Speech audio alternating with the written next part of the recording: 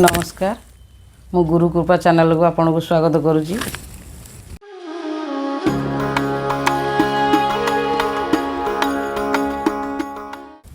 मु पूर्व वीडियो रे कही थी जे किछि अनुभूति कहबी गई माने मो पुओ विषय रे कौन है कि माने नॉर्मल पुओ जोटी जॉब करुच्ची से मानकर शिफ्ट ड्यूटी थाए ए बी सी तीनटा थाए मो पुओर ए शिफ्ट चलथिला।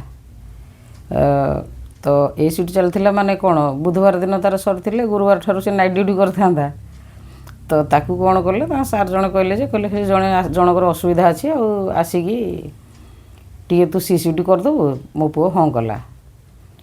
तो मुझे कहली हाँ ठीक अच्छे करू जब करदे कि तोर यही 3 दिन सी शिफ्ट पुणी सेपटे तोर सी शिफ्ट असुविधा हे शोपारूनु आउ तेणुक मोर इच्छा नाला से कला कौन करवा जन जन को तो हेल्प करवा दरकार ना।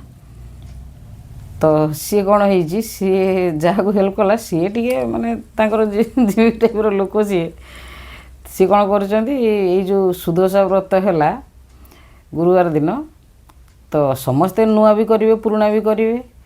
तो ताकू कौन कर पुओ मंगलवार दिन सी शिफ्ट जाइए नाइट शिफ्ट तार थिला जाइए ताकू राति रे पहुँचला पर प्लांट रे ताकू कहउचंदी जे अरे तमे सी शिफ्ट पळि आसिल आउ तमे काली एटा करथांतो मु सी शिफ्ट करथांदी आम घरे सुदशा व्रत अछि। तो ये जेहेतु छोट माने छोट कम बयस पिला ये किछि कहि पाइलानी किंतु आम माँ बापूर प्लान थिला जे आमर तो 2टा झील अच्छा से भी नुआ करेंगे। तो तांकू आमे किसी सामान पूजा जिनस सब पठेबू तो पूजा जिनस पठेबू कहीकि पुओ हाँ कर देगी आराम से ड्यूटी कला आम बुधवार दिन सका घर फर सब सफासफी कलु आ बाकी आम झील छुआ किणी था। तो सी कौन कर मंगलवार दिन नाइट शिफ्ट सारिकी से 7टार आसला बेले मु घर फर धुआधुई कर पोछापोछी करी ठाकुर पूजा करी सारी।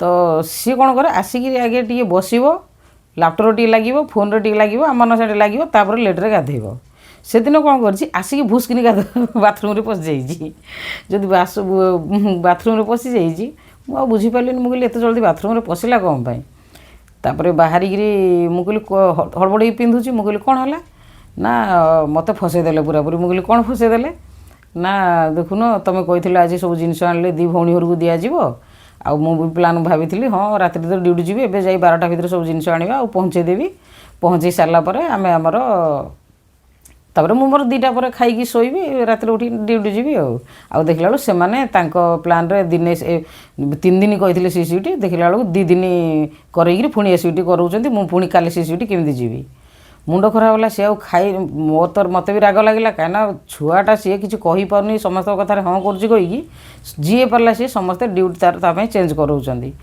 तो मुझे कौन कली मुझे हो ठीक अच्छे तू टे कौन खाईदे ना खाइबिनी कही रागिकी तार गला तापर पार्टी कली मुझे मुँह खोलिकी कह जो मोर असुविधा हो मोर भी भौणी अच्छी मो माँ एकुटिया आ मो भौणी मानू केमी कौन जिनस देवी तुम खाली पूजा कर पूजा करूनु एति कहीकि सी मन अशांति करी गला बेले मोर टे मन पड़ा मुझे टे आम कालिया को गुरुजी को टे जनईदे ए कथाटा जनईदे कहली कहले माँ मन मुझे कहली हो जा कही से पलैगला मत भार जोर कांद लगे आसिकी गुरुजी पाखे फोटो पाखे ठिया हेली बोली प्रभु आमर कहीं ना आपण अच्छा मो पुओ 2 दिन है सी शिफ्ट करुच्ची एवं सी शिफ्ट आसला पुणी ए शिफ्ट कला माने केते कष्ट कहले देखिए आउ राति जाए खटिकी आसो पुणी आउ थे से दिन ही आउ थे माने 5:30 पुणी ए शिफ्ट कर पुणी 2:30 आसो से पिला शोब के पुणी ड्यूटी जीव के एमती कहली आपण बुझंतु सब कालिया को भी जनइली बुझ तू तोर बुझे न्याय करे कौन हो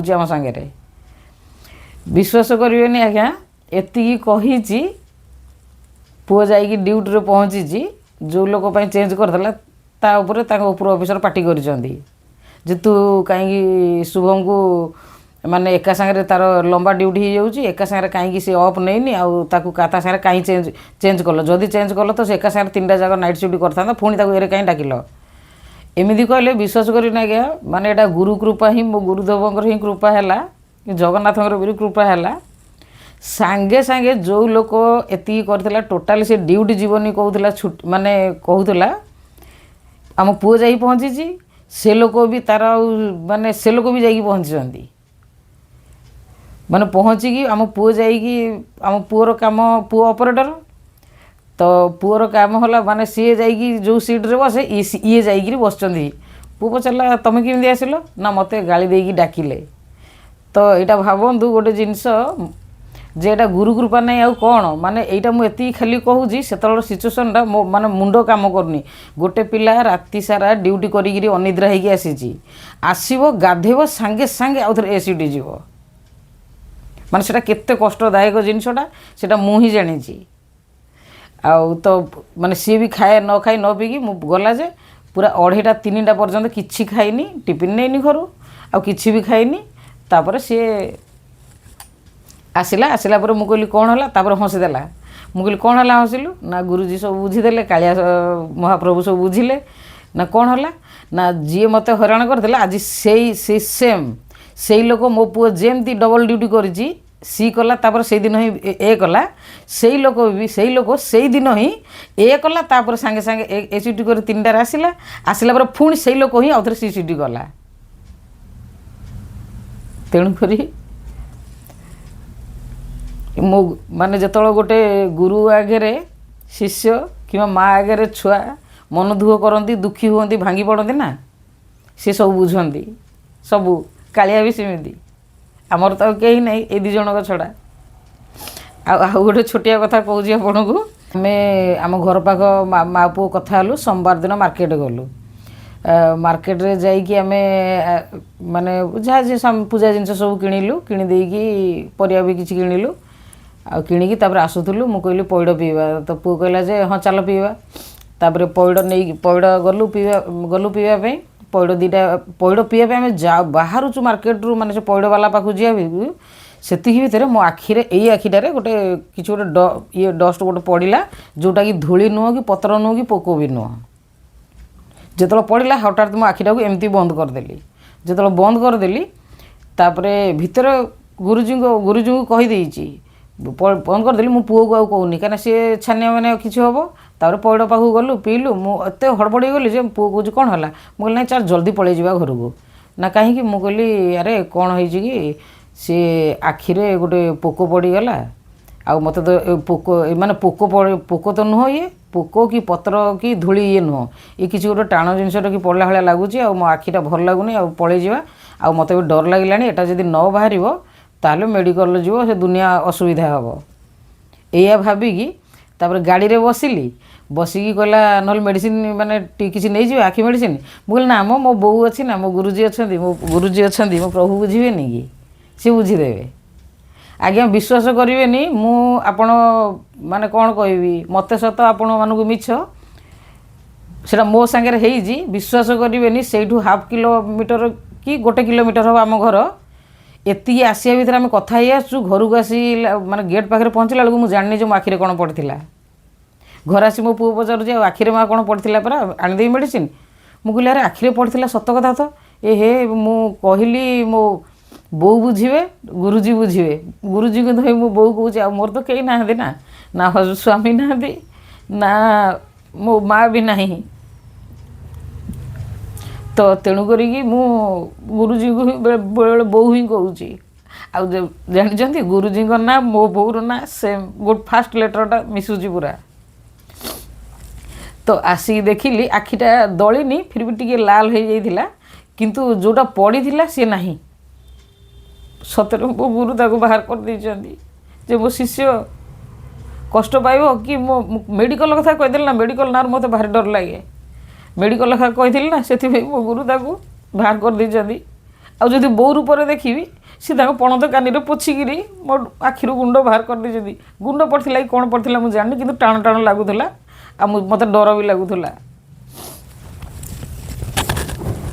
ଆଉ ୟାକୁ ଗୋଟେ ମାଆର ବି କର୍ତ୍ତବ୍ୟ କଲେ, ଗୋଟେ ଗୁରୁ ଶିଷ୍ୟର କର୍ତ୍ତବ୍ୟ ବି କଲେ। ଆଉ ଗୁରୁ ବିନା ମୋର ଗତି କାହିଁ, ମୋର ଗତି ହିଁ ନାହିଁ ଆଉ କିଛି। ଆଉ ଗୋଟେ ଝିଆରୀର ଅନୁଭୂତି କହିବି। ସେ ଆମ ଘର ପାଖରୁ ଟିକିଏ ଦୂରରେ ରହୁଛି ସେ ଝିଅଟି।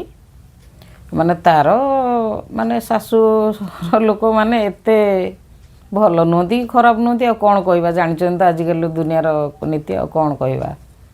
ସେ ବାହା ହେଲାଣି 10-12 ବର୍ଷ ହେଲାଣି, ତାର ଛୁଆଟି ବି ଅଛି।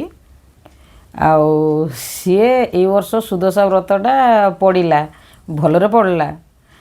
ତ ସିଏ ମୋତେ ଫାଷ୍ଟ ପଚାରିଲା ଯେ ମାଉସୀ ଆଉ ଏଇ ବ୍ରତଟା ନୂଆ ପୁରୁଣା ସମସ୍ତେ କରିବେ? ମୁଁ କହିଲି ହଁ ହଁ, ଏଇଟା ବହୁତ ଦିନ ହେଲାଣି ପଡ଼ିନଥିଲା, ସମସ୍ତେ କରନ୍ତି, ତୁ ଯଦି କରିବୁ ତ ଶାଶୁକୁ ପଚାରିକି କରେ।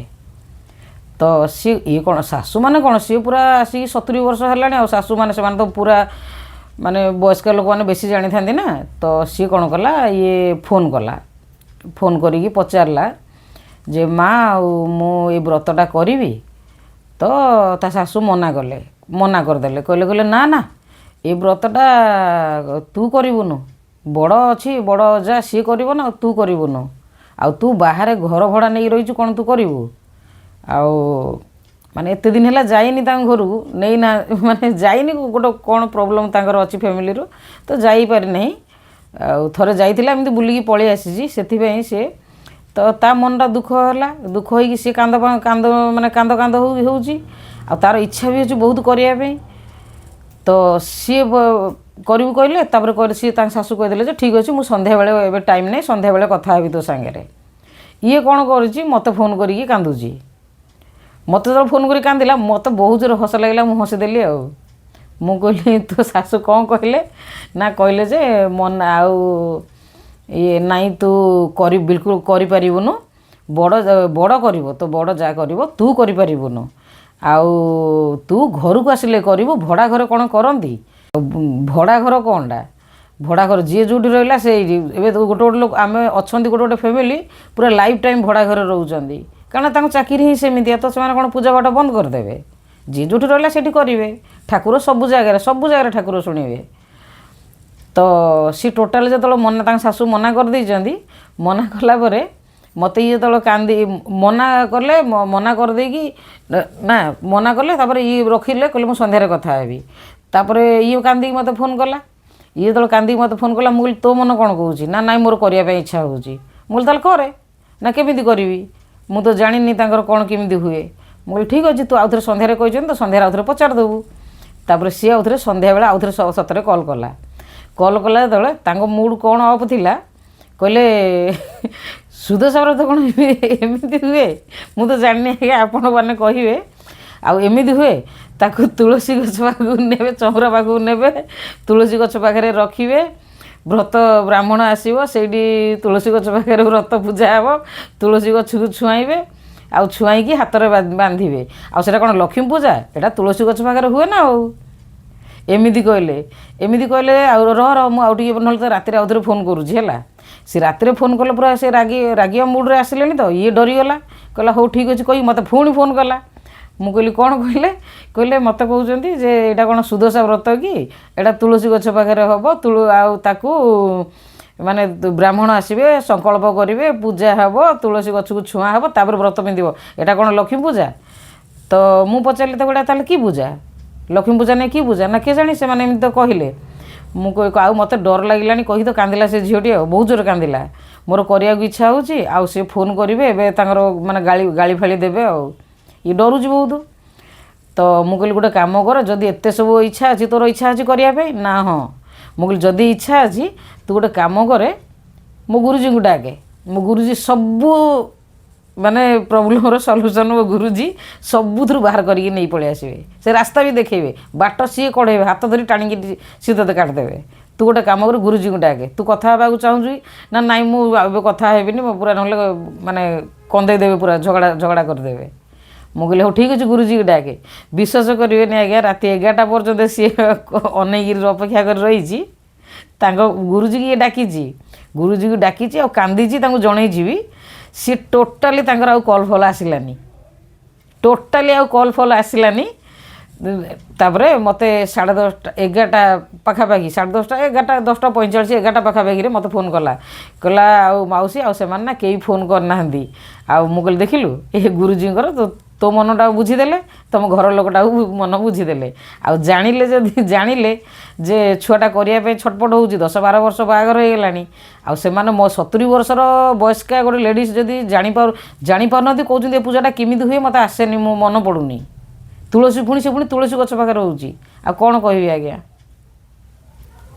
मु तो जानी केवे तुलसी गछ पाखे सुदशा व्रत हवा आपण मैंने कहे आ कौन करवा ये सब मो गुरुजी कृपा मो गुरुजी होउछन्ति रामचंद्र बड़ पंडा महानायक जगन्नाथंकर मुख्य सेवक मो प्रभु सी मो बो भी सी मुझे कौन सी असुविधार पड़े छोट मोट जहाँ भी बेसी बेसी 1.5 मिनिट 2 मिनिट भितर तुरंत आखि बंद करी डाकि मनरे से सांगे सांगे बाहरी जीवी आ से जिनसा भूली भी जाए सांगे सांगे अरे एबे तो कांदुली एबे केमती सांगे सांगे हसैली ये सब मो गुरुजी कृपा मो गुरु को कृपा आ कौन कहबी आज्ञा रोची पुणी आसबि आउथरे गोटे वीडियो नहीं कि अनुभूति नहीं। नमस्कार, जय जगन्नाथ।